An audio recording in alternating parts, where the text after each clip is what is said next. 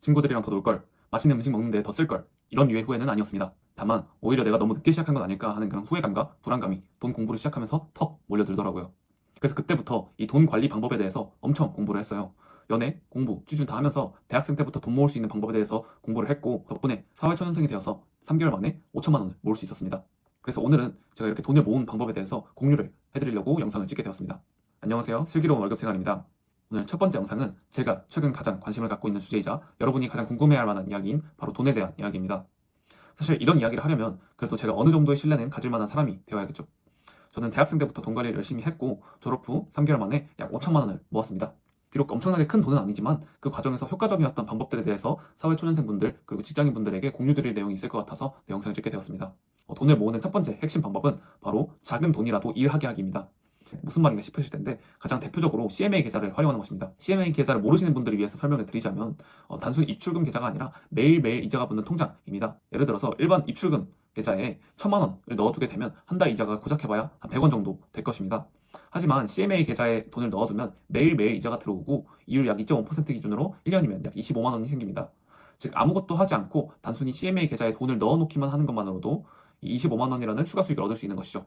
제가 생각할 땐 이런 CMA 계좌의 중요성은 단순히 이 25만 원이 아니라 내가 갖고 있는 돈을 어떻게 하면 놀리지 않고 계속해서 활용할 수 있는가라는 것에 대해서 고민하게 만든다는 것입니다.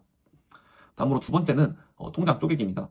통장 쪼개기 너무 많이 들어서 지겨우실 수도 있는데 굉장히 중요하다고 저는 생각해요. 쥐꼬리만한 수입인데 통장을 쪼개봐야 뭐하나 라는 생각이 드실 수 있습니다. 실제로 적은 월급일 때는 특히 월세나 공과금 같은 거 내고 또 생활비 쓰면 끼케야 10만 원, 20만 원 정도도 안 남을 때도 있는 것 같아요. 그렇지만 저는 그 10만 원, 20만 원이라도 쌓아나가는 방식, 그 사고 방식과 패턴이 더 중요하다고 생각을 합니다.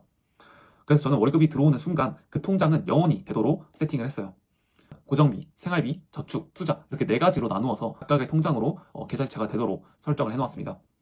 이렇게 해두면 굉장히 좋은 점은 불필요한 소비를 자연스럽게 통제할 수 있다는 것입니다. 앞서 말씀드렸던 것처럼 월세나 공과금 같은 고정 지출들을 빼놓고, 내가 한 달에 보통 사용하는 생활비를 산정을 해서 이 생활비 통장으로 따로 빼놓고 남은 돈들로 저축과 투자를 하는 방식으로 진행하다 보면 이 3번과 4번 금액이 10만 원, 20만 원이라도 확보가 되는 것을 경험해 보실 수 있습니다. 끼케야 10만 원, 20만 원 되는 돈, 끼케 3, 40만 원 되는 돈을 모아서 어디다가 쓰냐라고 하실 수 있지만, 제가 생각할 때는 앞으로 말씀드릴 3번과 4번 이 방법에 있어서 병행을 하게 되면 이 습관이 장기적으로는 큰 복리 효과를 만들어낸다고 생각해요. 특히 월급이 적을 때에는 소비를 통제하는 것이 굉장히 중요하기 때문에 이 통장 쪼개기는 필수라고 생각을 합니다. 세 번째이지만 가장 중요한 것은 바로 재테크입니다. 재테크 얘기는 많이 들었지만 막상 주식이나 채권 같은 것을 공부하려면 너무 힘들고, 또 주변 사람들은 결국 주식은 잃게 된다라고 하지만 저는 주식으로 그래도 1,000만 원 정도의 차익은 봐왔던 것 같습니다. 1,000만 원이 큰 금액은 아니지만 내 나이 25살 그리고 제가 모은 돈 5천만 원으로 생각해 보았을 때는 20%에 달하는 굉장히 큰 비중이라고 저는 생각을 해요. 덕분에 저는 공부, 대학 공부, 또 연애, 또 친구들과도 어울리면서도 자산적 측면에 있어서는 주변 또래보다는 조금씩 앞서 나갈 수 있었다라고 저는 생각을 합니다. 주식을 처음 시작할 때는 개별 종목보다는 ETF 같은 비교적으로 안정적인 투자처를 활용하는 것도 방법입니다. 네 번째는 수입 파이프라인들입니다. 스마트 스토어 하면 월 1,000만 원 벌 수 있다, 유튜브 하면 월 1,000만 원 벌 수 있다, 이런 류의 말씀을 드리는 건 아니에요.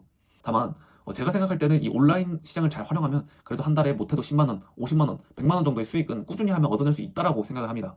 저도 온라인 수익 활동을 통해서 추가 수익을 창출했습니다. 블로그를 운영하면서 월 200만 원 이상의 수익을 냈던 적도 있었는데요. 처음에는 작게 시작을 하더라도 결국 이 작은 것들이 쌓이다 보면 큰 금액이 되는 것을 저는 경험을 했습니다. 특히 사회초년생이라면 단순히 월급만으로 만족을 할 것이 아니라 추가적인 수익권을 확보하는 것이 굉장히 중요하다고 저는 느꼈습니다. 과하게 200만 원, 500만 원, 1,000만 원을 벌 생각을 하시는 것이 아니라 그냥 한 달에 10만 원이라도, 한 달에 5만 원이라도 더 벌어볼 방법이 없나, 이렇게 추가적인 수입원을 찾아내려는 노력이 굉장히 중요하다고 생각하고 저는 가능하다고 생각을 합니다. 첫 번째, 돈이 스스로 일하게 하기. 두 번째, 통장 쪼개기. 세 번째, 재테크. 네 번째, 수입 파이프라인 늘리기. 이렇게 네 가지에 대해서 말씀을 드렸는데요.